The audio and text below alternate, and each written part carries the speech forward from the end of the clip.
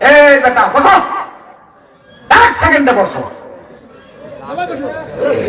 আল্লাহ রাব্বুল আলামিন বলেন, আদমকে আর হাওয়াকে জান্নাতে সৃষ্টি করার পর আমি বললাম, ওরে আদম, তুমি আর তোমার স্ত্রী পরমানন্দে জান্নাতে বসবাস করো, যা খুশি তা খাও।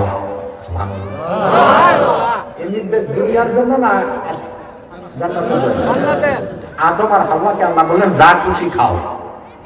ওয়াকুলা মিনহুমা রাগাদা আই ওয়াসিআ, প্রাচুর্যের সাথে খাও। বেহেশতে আমরা যা খাবো এক ভেকুরে সব হজম। বেশি খাবার জায়গা জান্নাত, আর লিমিট খাবার জায়গা আমরা দুনিয়াতে বেশি খাচ্ছি, ঠিক না? যে আগে বললাম নিজের বাড়ি না, দাওয়াত খেতে গেলে জন্মের খাওয়া খায়, ঠিক আছে? কিছু খাদক আছে দুনিয়ায় এখনো, খাদক রাক্ষসটাই বিয়ে বাড়িতে যাইয়া টেবিলে গোসরা দিয়া খায়, আবার গর্ব করে বন্ধুকে বলে আজকে খাইছি 12টা রোস্ট, 16টা ব্রোস্ট, 6 প্লেট পোলাও, 3 কিলো গোস্ত, 4টা দইয়ের বাটি, 12 গ্লাস বোরহানি। শরীরটা ভালো না, আজকে আনতে মন পারি না।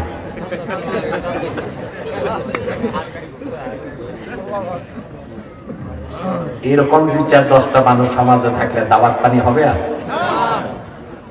ও দিবে 500 টাকা, খাইছে 3,500 টাকা, ঠিক কিনা? আল্লাহ আদম আর হাওয়াকে বললেন প্রাচুর্যের সাথে খাও, শুধু এই একটি বৃক্ষের কাছেও যেও না, গন্ধমের কাছে যাইতে আল্লাহ নিষেধ করছে। দ্বিতীয় প্রশ্নের উত্তর পেলাম, আমাদের উৎস কোত্থেকে? এত আসতে বললেন ভাই? আমি কে? আমি আল্লাহর শ্রেষ্ঠ সৃষ্টি মানুষ। আমার পিতা মাতার অরিজিন জান্নাত, সুবহানাল্লাহ। আর বিজ্ঞানেরটা মানতে বলতে হবে আমাদের অরিজিন জঙ্গল। বানর থাকে কোথায়? জান্নাত আর কোথায় জঙ্গল। কোরআন হাদিস মানলেই মানুষ তার মনুষ্যত্বকে উপলব্ধি করতে পারে। কোরআন হাদিস বাদ দিয়া মানব রচিত বিজ্ঞান ও দর্শনের পূজারী হলে মানুষ আর মানুষের কাতারে থাকে না, পশুত্বের দিকে চলে যায়।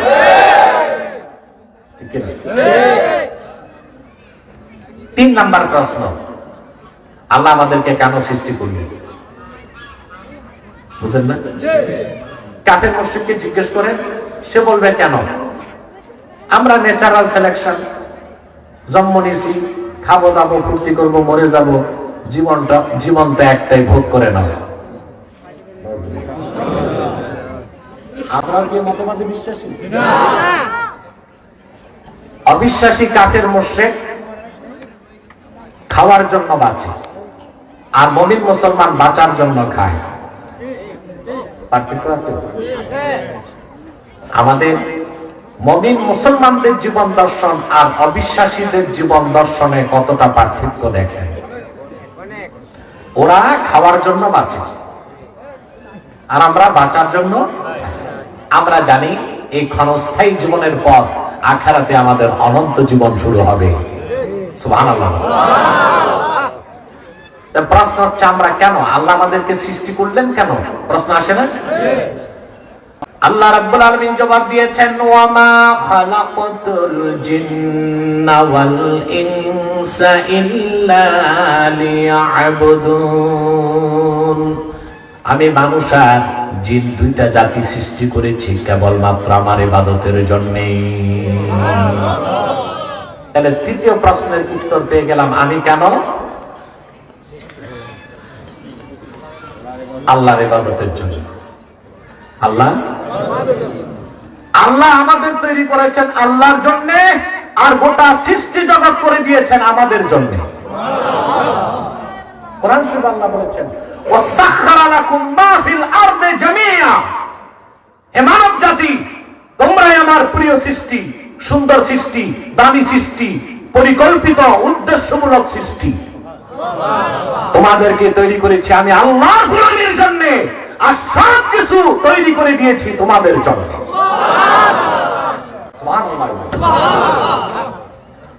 মুসলমান যখন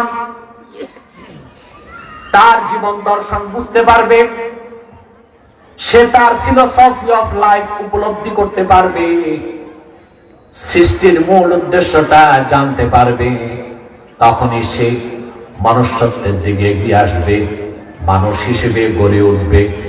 আর যখন কোন মানুষের মধ্যে ঈমান থাকে না, বিশ্বাস, ঈমান থাকে না, আমল থাকে না, আল্লাহর ইবাদতের কোন তোয়াক্কা থাকে না, ইহজাগতিক বস্তুবাদী, প্রকৃতি পূজারী কিংবা জড়বাদী, সে লোকটা আকৃতিতে মানুষ দেখা গেল, আসলে সে মানুষ নয়, পশুর চেয়েও খারাপ।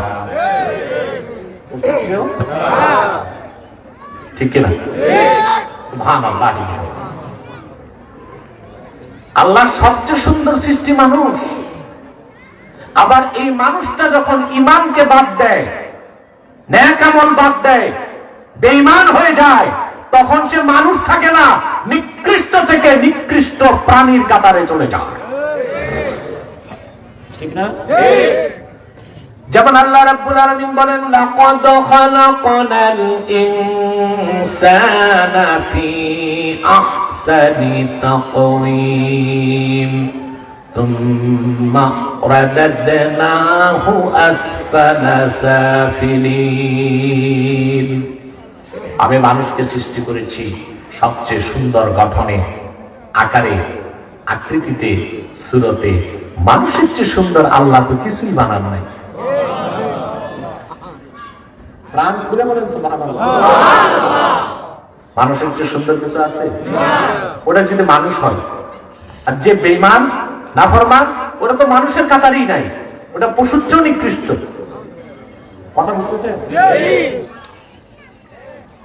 মানুষের চেয়ে সুন্দর কিছু আছে? পূর্ব দিগন্তের ভোরের সূর্য কিংবা পূর্ণশশী পূর্ণিমার চাঁদের জ্যোৎস্নার আলো কিংবা বাগানের ফুটন্ত গোলাপের সুশোভা, সবকিছুর চেয়ে সুন্দর হচ্ছে আল্লাহর প্রিয় সৃষ্টি মানুষ।